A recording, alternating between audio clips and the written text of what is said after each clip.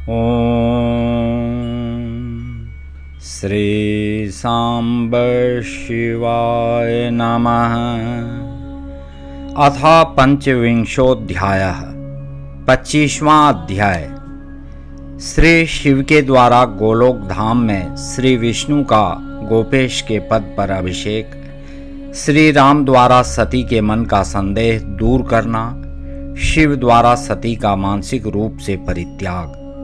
श्री राम बोले, देवी, प्राचीन काल में एक समय परम स्रष्टा भगवान शंभु ने अपने परम धाम में विश्वकर्मा को बुलाकर उनके द्वारा अपनी गौशाला में एक विस्तृत तथा रमणीय भवन बनवाया और उसमें एक श्रेष्ठ सिंहासन का भी निर्माण कराया।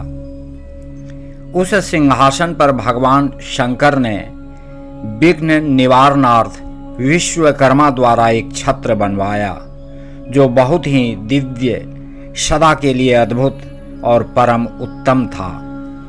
उसके बाद उन्होंने इंद्र आदि देवगणों, सिद्धों, गंधर्वों, नागों तथा संपूर्ण उपदेवों को भी शीघ्र वहां बुलवाया।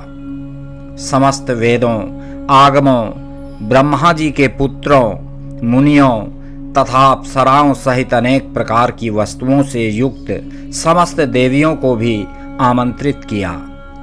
इनके अतिरिक्त देवताओं, ऋषियों, सिद्धों और नागों की मंगलकारिणी 16 कन्याओं को भी बुलवाया। हे मुने, उन्होंने वीणा, मृदंग आदि नाना प्रकार के वाद्यों को बजवाकर सुंदर गीतों द्वारा महान उत्सव कराया। संपूर्ण औषधियों के साथ राज्याभिषेक के योग्य द्रव्य, प्रत्यक्ष तीर्थों के जलों से भरे हुए 5 कलश तथा बहुत सी दिव्य सामग्रियों को भगवान शंकर ने अपने पार्षदों द्वारा मंगवाया और वहां उच्च स्वर से वेद मंत्रों का घोष करवाया। हे देवी, भगवान विष्णु की पूर्ण भक्ति से महेश्वर देव सदा प्रसन्न रहते हैं। इसलिए प्रसन्न चित्त होकर वैकुंठ धाम से श्री हरि को बुलाकर शुभ मुहूर्त में उन्हें श्रेष्ठ सिंहासन पर बैठाकर महादेव जी ने स्वयं ही प्रेम पूर्वक उन्हें सब प्रकार के आभूषणों से विभूषित किया। उनके मस्तक पर मनोहर मुकुट बांधकर और उत्सव मंगलाचार करके महेश्वर ने स्वयं ब्रह्मांड मंडप में श्री हरि का अभिषेक किया और उन्हें अपना वह सारा ऐश्वर्य प्रदान किया जो वे दूसरों को नहीं देते थे। तदनंतर भक्त वत्सल स्वतंत्र शंभु ने श्री हरि का स्तवन किया। तत्पश्चात अपनी पराधीनता अर्थात भक्त परवशता को सर्वत्र प्रसिद्ध करते हुए लोककर्ता ब्रह्मा जी से कहा।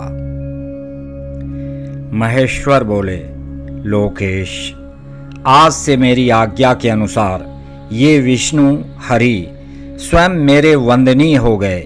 इस बात को सभी सुन लें।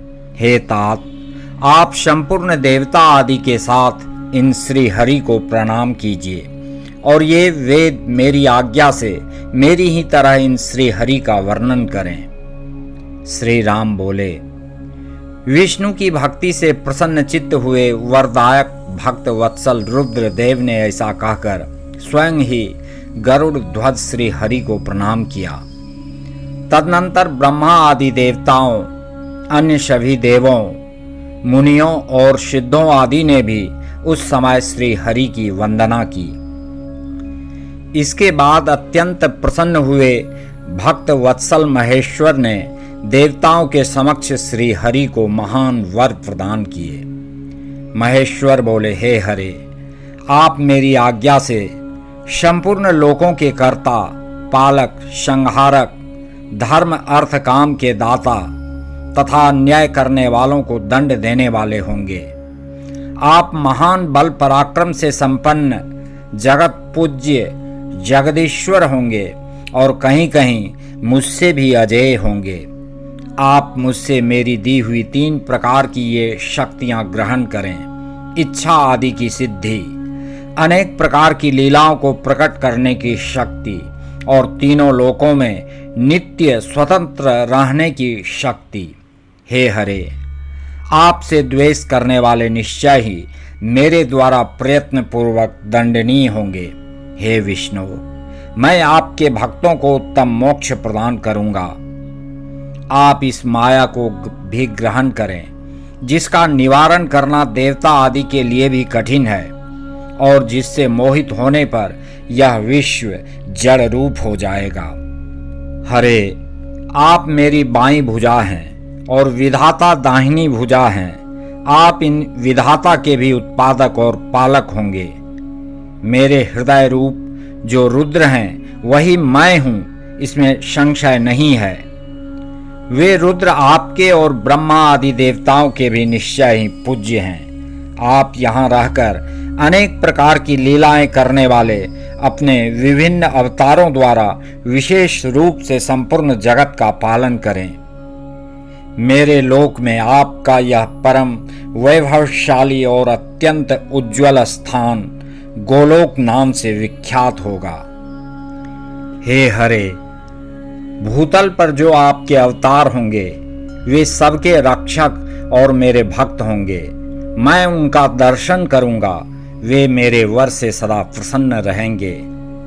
श्री राम जी बोले, इस प्रकार श्री हरि को अपना अखंड ऐश्वर्य प्रदान कर उमापति भगवान हर स्वयं कैलाश पर्वत पर रहते हुए अपने पार्षदों के साथ स्वच्छंद क्रीड़ा करने लगे।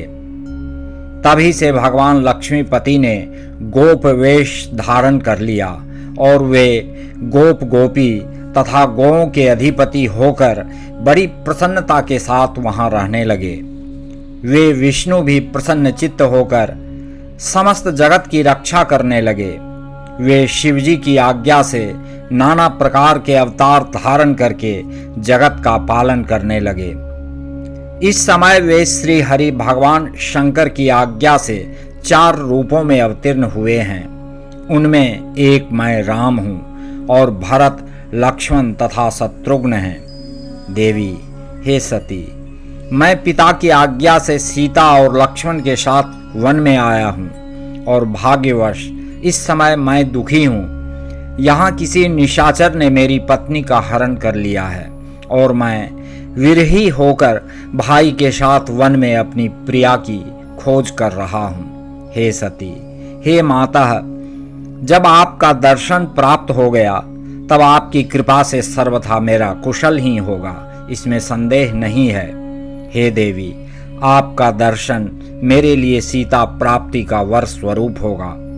आपकी कृपा से उस दुख देने वाले पापी राक्षस को मारकर मैं सीता को प्राप्त कर लूंगा, इसमें संदेह नहीं है। आज मेरा महान सौभाग्य है जो आप दोनों ने मुझ पर कृपा की। जिस पर आप दोनों दयार्द्र हो जाएं, वह पुरुष धन्य और श्रेष्ठ है। इस प्रकार बहुत सी बातें कहकर कल्याणमयी सती देवी को प्रणाम करके रघुकुल शिरोमणि श्री राम उनकी आज्ञा से उस वन में विचरने लगे। पवित्र हृदय वाले राम की शिव भक्ति परायण तथा शिव प्रशंसा परक बात सुनकर सती मन ही मन बहुत प्रसन्न हुई। तदनंतर अपने कर्म को याद करके उनके मन में बड़ा शोक हुआ। उनकी अंग कांति फीकी पड़ गई और वे उदास होकर शिवजी के पास लौट आईं। मार्ग में जाती हुई देवी सती बारंबार चिंता करने लगी कि मैंने भगवान शिव की बात नहीं मानी और श्री राम के प्रति कुत्सित बुद्धि कर ली। अब शंकर जी के पास जाकर उन्हें क्या उत्तर दूंगी। इस प्रकार के विचार करने पर उन्हें बहुत पश्चाताप हुआ। शिवजी के पास जाकर उन सती ने उन्हें हृदय से प्रणाम किया। उनके मुख पर विषाद छा गया। वे शोक से व्याकुल और निस्तेज हो गई थीं। सती को दुखी देखकर भगवान हर ने उनका कुशल क्षेम पूछा और प्रेम पूर्वक कहा, तुमने किस प्रकार उनकी परीक्षा ली? शिवजी की यह बात सुनकर मैंने कोई परीक्षा नहीं ली, ऐसा कहकर वे सती सिर झुकाए शोकाकुल होकर उनके पास खड़ी हो गईं। इसके बाद महायोगी तथा अनेक विध लीला करने में प्रवीण भगवान महेश्वर ने मन में ध्यान लगाकर दक्ष पुत्री सती का सारा चरित्र जान लिया। उन्हें अपनी उस प्रतिज्ञा का स्मरण हो आया जिसे हरि के विशेष आग्रह करने पर मर्यादा प्रतिपालक उन रुद्र ने विवाह के लिए देवताओं के द्वारा निवेदन किए जाने पर पूर्व में किया था। उन महाप्रभु के मन में विषाद उत्पन्न हो गया। तब धर्म वक्ता, धर्मकर्ता तथा धर्म रक्षक प्रभु ने अपने मन में कहा।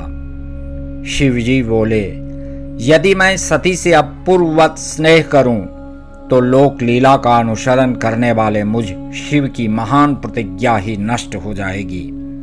ब्रह्मा जी बोले, इस प्रकार मन में अनेक तरह से विचार कर वेद और धर्म के प्रतिपालक शंकर जी ने हृदय से सती का त्याग कर दिया, किंतु अपनी प्रतिज्ञा को नष्ट नहीं किया। तत्पश्चात परमेश्वर शिव जी मन से सती को त्याग कर अपने कैलाश पर्वत की ओर चल दिए। उन प्रभु ने अपने निश्चय को किसी के सामने प्रकट नहीं किया।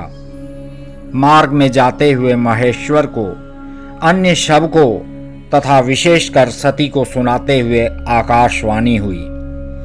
आकाशवाणी बोली, हे परमेश्वर, आप धन्य हैं। इस त्रिलोकी में आपके समान कोई भी नहीं है जिसने आज तक ऐसी प्रतिज्ञा की हो।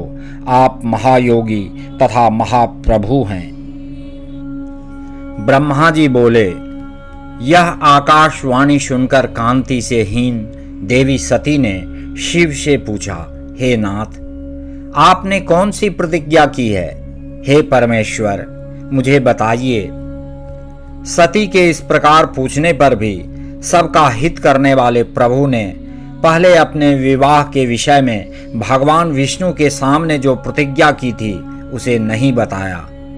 हे मुने, उस समय सती अपने प्राण वल्लभ पति भगवान शिव का ध्यान करके प्रियतम के द्वारा अपने त्याग संबंधी समस्त कारण को जान गईं। शंभु ने मेरा त्याग किया है, इस बात को जानकर दक्ष कन्या सती बार बार श्वास भरती हुई शीघ्र ही अत्यंत शोक में डूब गईं, बारंबार सिसकने लगी। सती के मनोभाव को जानकर प्रभु शिव ने उनके लिए जो प्रतिज्ञा की थी उसे गुप्त ही रखा और वे दूसरी बहुत सी कथाएं कहने लगे।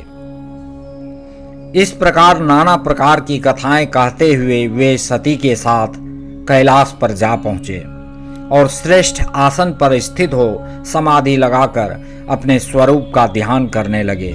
सती अत्यंत व्याकुल चित्त होकर अपने धाम में रहने लगी। हे मुने, शिवा और शिव के उस चरित्र को किसी ने नहीं जाना। हे महामुने, इस प्रकार स्वेच्छा से शरीर धारण करके लोक लीला का अनुसरण करने वाले उन दोनों प्रभुओं का बहुत काल व्यतीत हो गया।